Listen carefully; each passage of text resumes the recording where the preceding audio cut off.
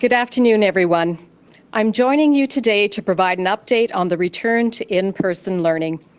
I'm very happy to announce today that all students in kindergarten to grade 12 will return on May 25th to in-class learning as planned following the long weekend, with the exception of one area. The entire regional municipality of Wood Buffalo, which includes Fort McMurray. All those students in K-12 in this region will continue to learn at home for another week, with a targeted return to in-person learning on May 31st. The education system reset we announced earlier in May has been very successful. It has helped to alleviate the operational pressures tied to the rise of COVID-19 cases in our communities.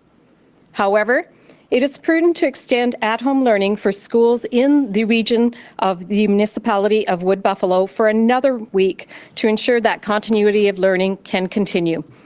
Case numbers in this community have not been trending downwards at the same levels as other regions, which means a higher likelihood of continued operational challenges in those schools. I recognize that while many parents and students in this region had hoped for a return to in-person learning following the long weekend, I am very hopeful that all students, parents, and staff in this area can soon benefit from a return to the classroom for the remainder of the school year. As a reminder, the decision to temporarily move to at-home learning province-wide was made by Alberta Education to help ease the operational pressures school divisions were facing due to the rising COVID cases across the province. At that time, we were seeing large numbers of school staff and students in isolation, which made continuing in-person learning very, very difficult. The decision to temporarily transition to at-home learning was a really hard one to make for me.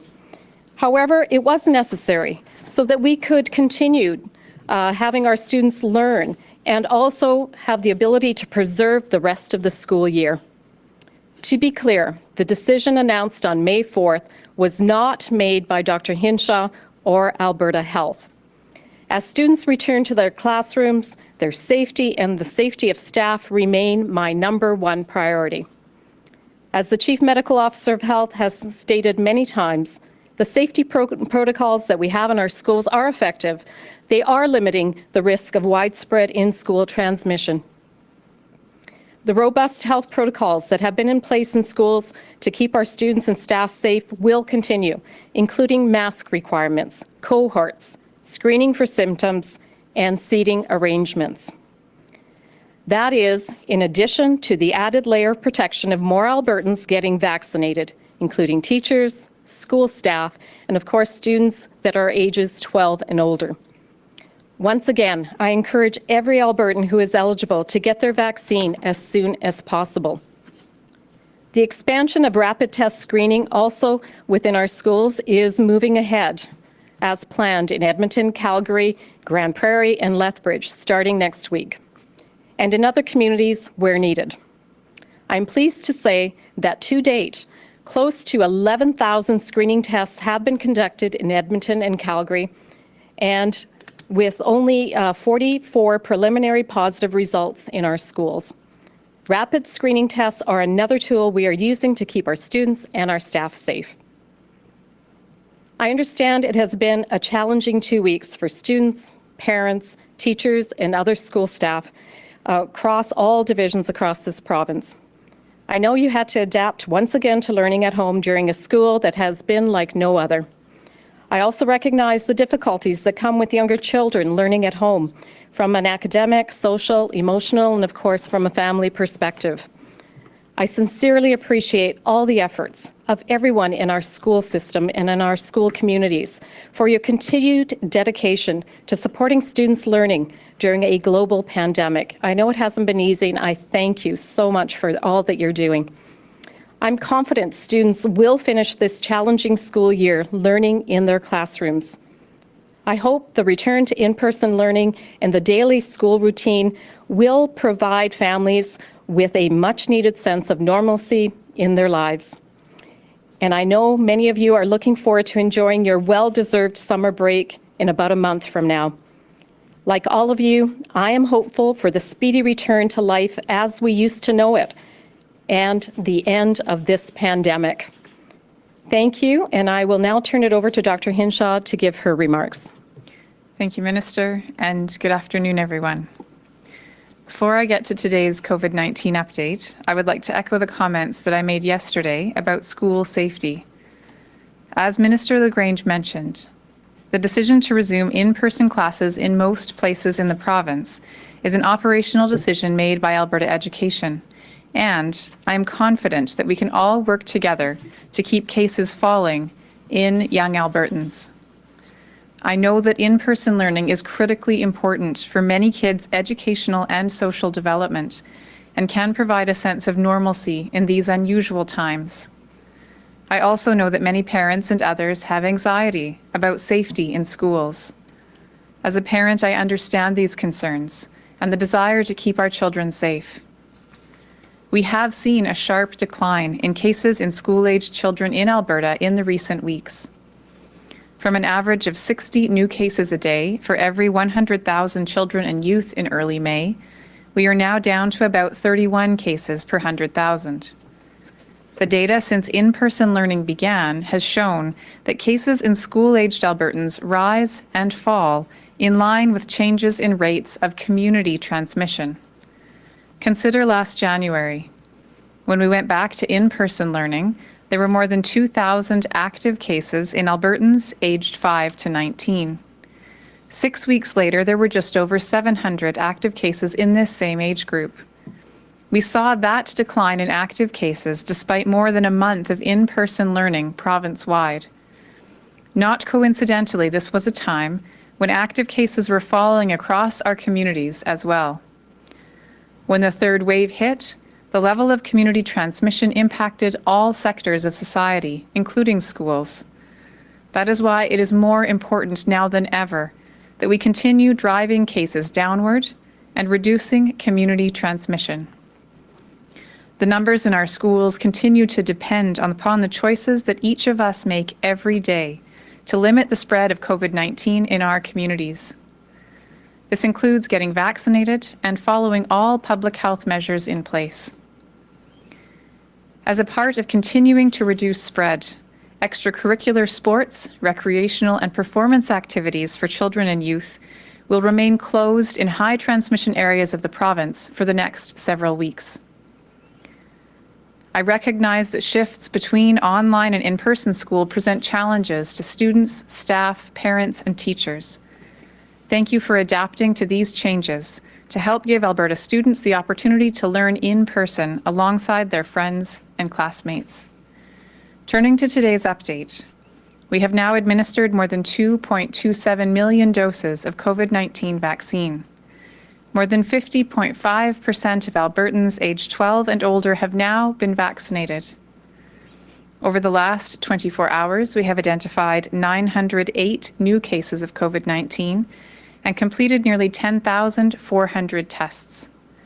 Our positivity rate currently stands at about 9.1%.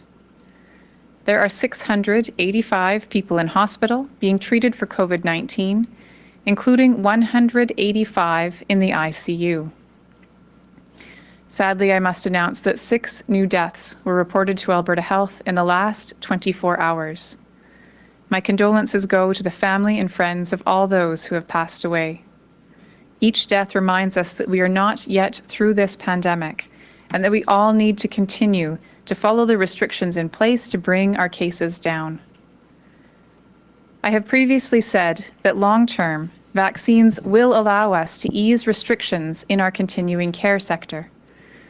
With vaccination numbers rising, I want to advise Albertans of changes we will be making to the operational and outbreak protocols of continuing care facilities.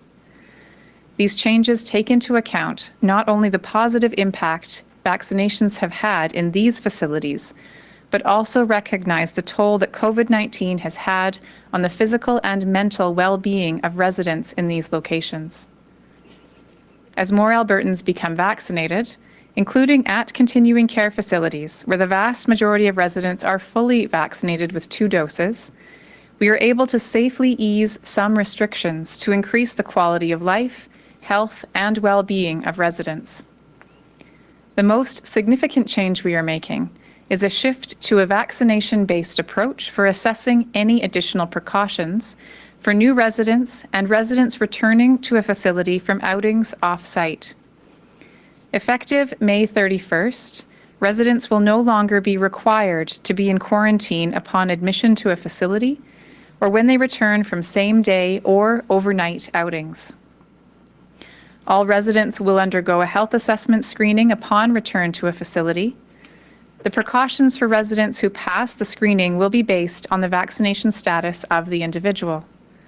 Fully vaccinated individuals require no additional precautions. Partially vaccinated and unvaccinated individuals will need to provide twice daily symptom checks for 14 days. Regardless of vaccination status, there are certain instances where residents may still need to quarantine, including if they don't pass the health screening upon return to the facility, and also if they've returned from international travel, being a close contact of confirmed cases of COVID-19, or if they have symptoms. Quarantine will also be required if a resident, regardless of vaccination status, returns from a unit within a healthcare facility that is on an outbreak. While there continues to be a small risk of exposure to and transmission of COVID-19, a number of safety precautions continue to be in place to ensure continued protection for residents and staff in these facilities. These safety measures include health screening before leaving the facility and upon returning, masking, physically distancing, hand hygiene, and symptom checking. These revised standards have been developed in consultation with stakeholders and after hearing feedback from over 2,500 Albertans in telephone town halls over the last few months. If you have a loved one in a continuing care facility, or if you're a resident in a continuing care facility and have questions about these changes, please contact the operators of the facility directly. And please be patient as each facility works with families and residents to implement this change by May 31st. This is a small step forward, but a reminder that we are making progress and that if we continue on this course, we will be able to safely get back to normal. So please be wise, stay safe, and get immunized as soon as possible. Thank you, and we're happy to take questions. We will now move over to the phones for questions. Please indicate who your question is for. We will have time for one question and one follow-up. Operator, will you please put through the first caller? First question is from Alessia Pasasume with Globe and Mail. Go ahead, Alessia. Hi there. My question is directed at Dr. Hinshaw. How can you be confident that in-school transmission isn't a major problem? We've been watching closely our numbers and trends, and it's important to remember that we have been very cautious when it comes to our approach to in-school precautions. So when an individual who has become infected is in a school while infectious, we identify the individuals within their class as close contacts. And so typically when an individual again, has been identified as a case of COVID-19 and is on isolation, that exposure often does provide about, or lead to, I should say, about 30 people on average needing to be in quarantine. And so it's important to know that when we're looking at the impact of COVID-19 on schools, a lot of the impact is, again, when community transmission rises and we're seeing high rates in the community, there are many more of those exposures happening in schools. As we look closely at transmission patterns over the last year, we certainly see some occasions where there have been transmission incidents in school, but often what we're seeing is a pattern where there may be for example, students who were in class together but who also attended a social gathering outside of school. And we often see those social gatherings as the source of a significant amount of spread that then impacts school if people are in school while infectious. So again, we have not seen that schools, as we've been watching our case counts and our outbreaks, they have not been a significant driver of community spread. and instead have been impacted by community transmission with a subsequent significant impact, again, of many people needing to be out on quarantine to prevent in-school transmission. To be clear, that's the reason we need to take that cautious approach. But with community transmission numbers falling and with additional people every day getting vaccinated, the protocols that we've had in place plus the rapid screening approach, all of those things together, I believe, are making our schools as safe or safer than they have ever been. Do you have a follow-up? Yes. So what are your theories as to why cases in the 10 to 19 age group was the highest in the province during the third wave? So if not schools, where did these cases come from? It's important to remember a few things that we've seen over the past year. One of those things is when in November and December, when we were watching cases rise in that particular school-aged age group, one of the things that we unfortunately needed to do was to pause extracurricular activities. And when we paused extracurricular activities, as well as restricting social gatherings and some of those other types of occasions where people would be getting in close contact with other people outside their household, all of those things were paused. We also had the junior, senior high students go to online learning for 2 weeks before Christmas, while our elementary age students stayed in school in person for that same length of time. One of the interesting things was that we saw the exact same drop in the COVID cases in junior, senior high age, as well as the elementary age in that same time frame, while one group was in school and the other was not. And so again, I think it's really important to remember that we continue to pause all of those extracurricular activities. We're continuing to restrict social gatherings, all of those types of activities where unfortunately transmission can happen quite easily continue to be restricted so that we can keep schools as a safe place, as we saw that they were in that particular example in November, December. And again in January, we saw that with community transmission dropping, even having students go back into schools in person as the very first thing we did after Christmas did not change at all the rates of that particular school-aged group in terms of the COVID-19 transmission risks that we were seeing. Operator, will you please put through the next caller? Our next question is from Dylan Short with the Edmonton Journal. Go ahead, Dylan. Hello. I believe my first question is for the minister. I'm curious what metrics we're looking at to make this decision. I know that it's been said a few times now that it's an operational decision to move students back in line, not a public health one. So what specific metrics, measures are we looking at to make this decision? We're looking at the number of students and staff that are isolating. While we know that students and staff have been out of school learning at home for the last 2 weeks, we have still been tracking the number of students and staff that have tested positive with COVID, and therefore we can predict how many students and staff are isolating, and those numbers have decreased significantly. We had about 12% of our staff in isolation previously. We are now down to 2.2%. Again, operationally, we were struggling with having enough substitute teachers. There were some issues even with, at one point, bus drivers, et cetera. But now that we're seeing the community numbers come down, we're seeing the isolation numbers and the numbers of students and staff that are testing positive. Prior to the 2 weeks, we were over the 6,000 mark of students and staff that were positive cases. We are down to just over 1,000 right now. So taking all of those metrics into consideration, that is how we came to the decision. Do you have a follow-up? Yeah, this one's for Dr. Hinshaw. We've heard over the last few days now a number of times that we're going to move forward together collectively. But the latest restriction easing in long-term care homes, it's based around vaccination status, or at least part of it is. I guess could you describe why that decision was made to base it on vaccinations after we've been hearing that we're going to not use vaccination status to ease these restrictions? Sure, and it's certainly true that in terms of the general restrictions in the province, we will be looking at the overall vaccination coverage rather than individual status. The difference in continuing care facilities, and again, this is something that is part of how we manage, for example, every year with influenza outbreaks, we do look at vaccination status when we have an outbreak to manage it, to determine how we need to approach control measures. So it's a very specific and unique environment that's at very high risk of severe outcomes if the individuals who live there should become infected.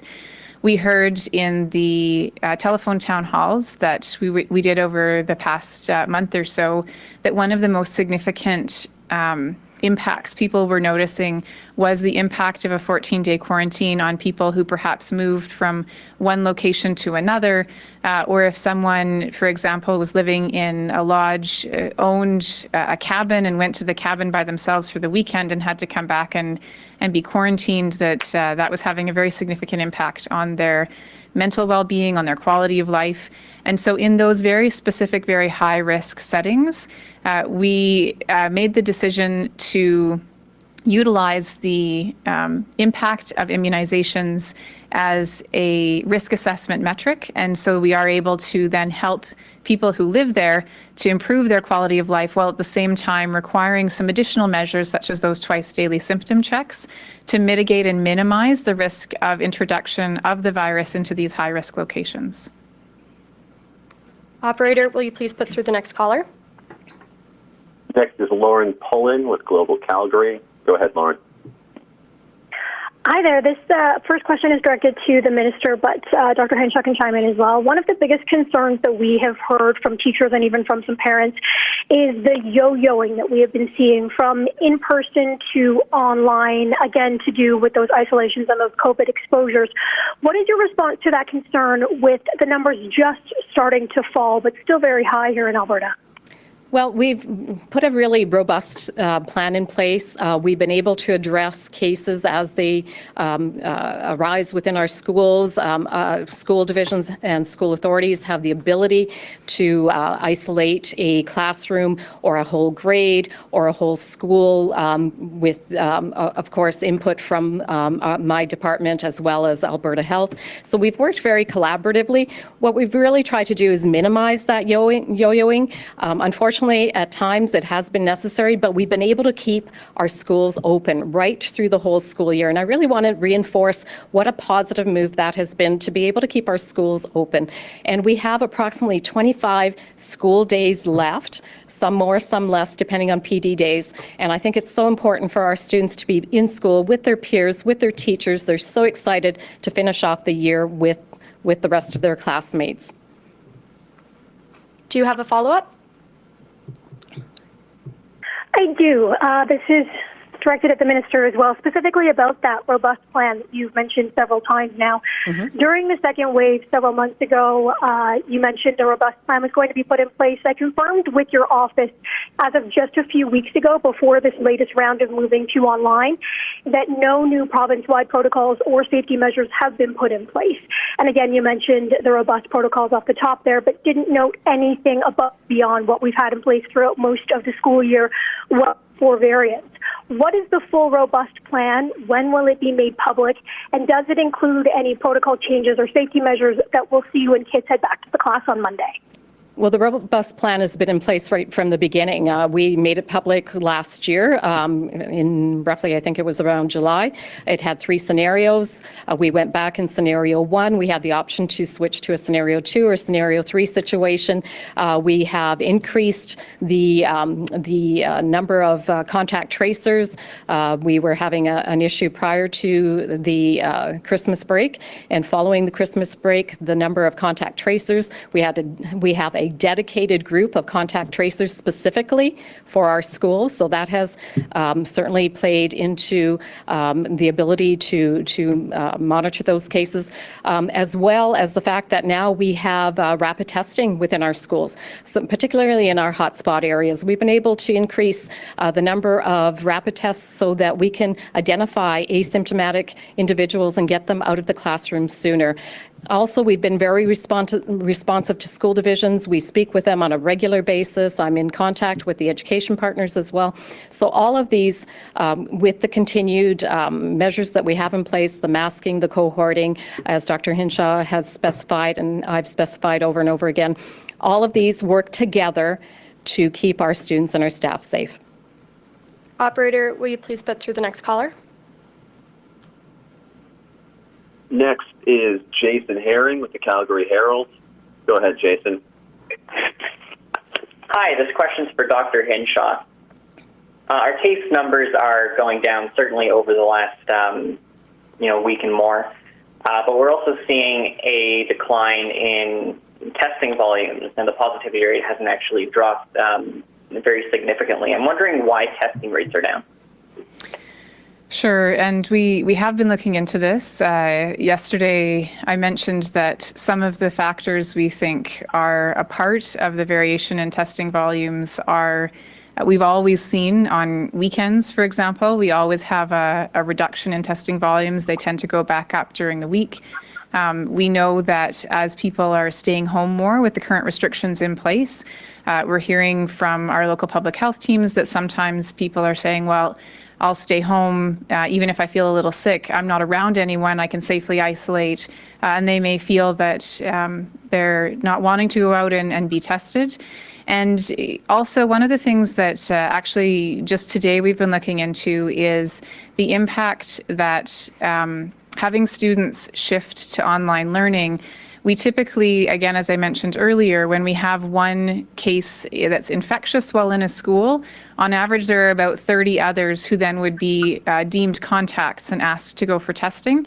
And so we've actually seen, in line with when schools went into online learning, some of the reduction in overall tests is a reduction in that age group. And interestingly, the positivity in that age group is relatively low because we see the risk in schools as less than other close contacts who have spent much more prolonged periods of time together with a case. And so those two things combined could be a part of the explanation why we've seen the reduction in testing volumes and maintained that high positivity rate. I note today, encouragingly, we are below 10% for the first time in quite a while. All of those things are early encouraging measures, though, so I want to reiterate that the best thing that all of us can do to make this return to school a safe one is continue to hold on to these public health measures, continue to drive down community transmission, to keep our schools safe and to give us the best possible chance of being able to lift the public health measures in the coming weeks. Do you have a follow-up? Yeah, for sure. Thanks for that. I guess the logical follow-up given that is that it was only a couple of weeks ago that, there was 5 or 6 day delays for testing in some parts of the province, including Calgary. So, I mean, is there worries that we could get back to these dramatic testing delays with the reintroduction of in-person learning? We know that, again, testing is a function of many things, and Alberta Health Services worked very hard to increase their swabbing capacity and make sure that the lab had the capacity to process all those tests. So they are able to adjust to demand, and I don't believe that with the return of in-school learning, I don't believe that we will be seeing the 5-day delay that we encountered several weeks ago for various reasons, one of them being that, again, we are seeing our transmission, even our positivity rate slowly coming down.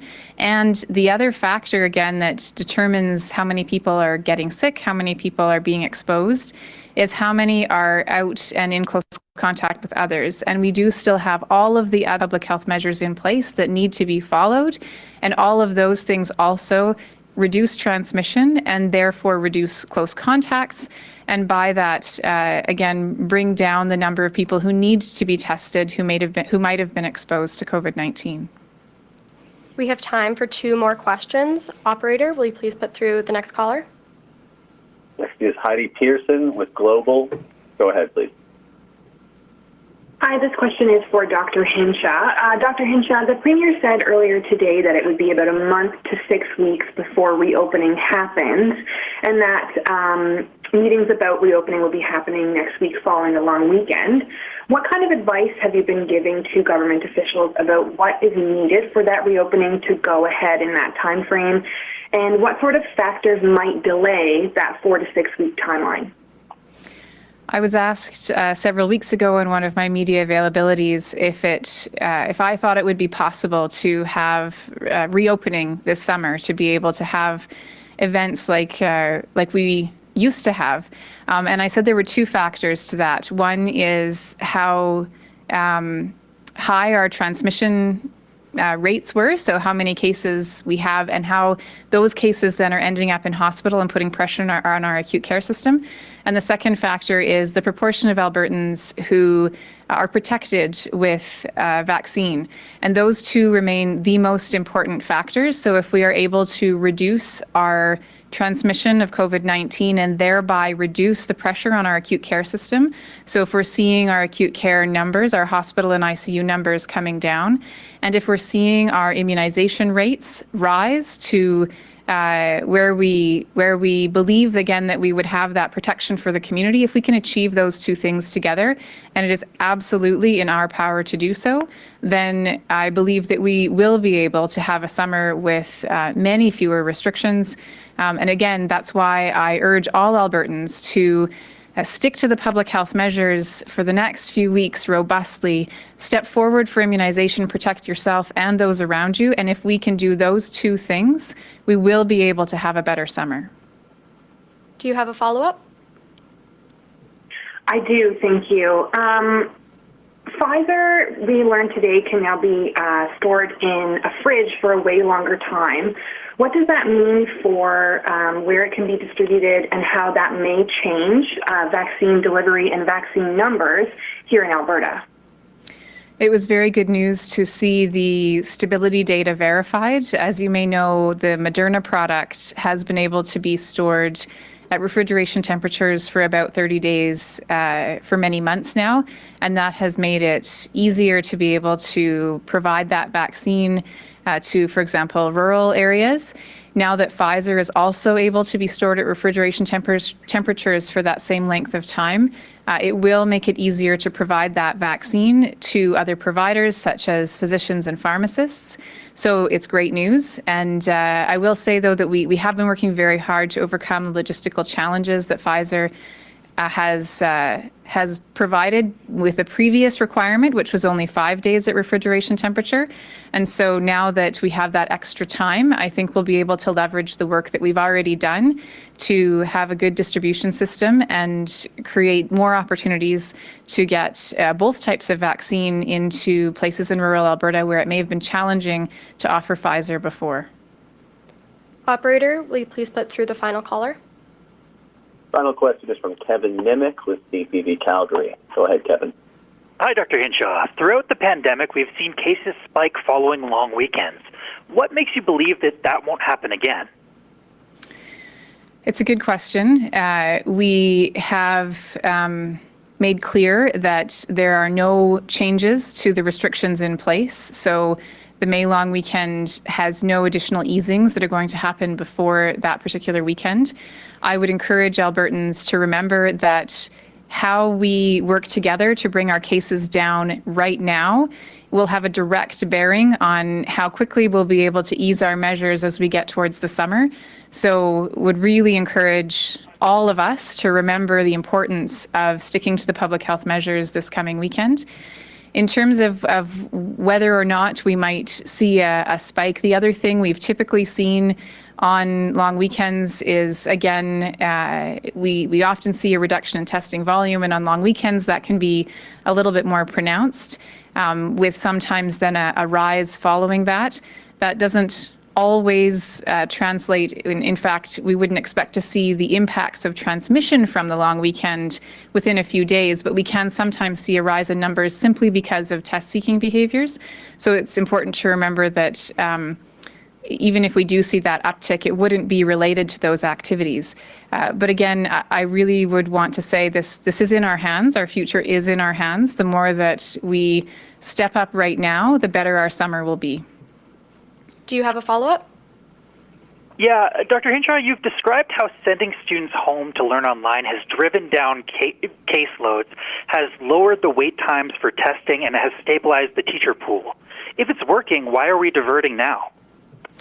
It's important to remember that COVID-19 and the risks that it brings with it are one aspect of health risks. We know that kids are also directly impacted. Their immediate health as well as their long-term health is also directly impacted by their ability to access the educational and developmental opportunities that learning provides. And we know from the experience last year that the negative impacts of having kids not in person in school are differentially distributed. So kids who may already be struggling, again, this is kind of in the broad sense of determinants of health, are even more impacted by prolonged school closures than kids who may have been doing okay before that school closure.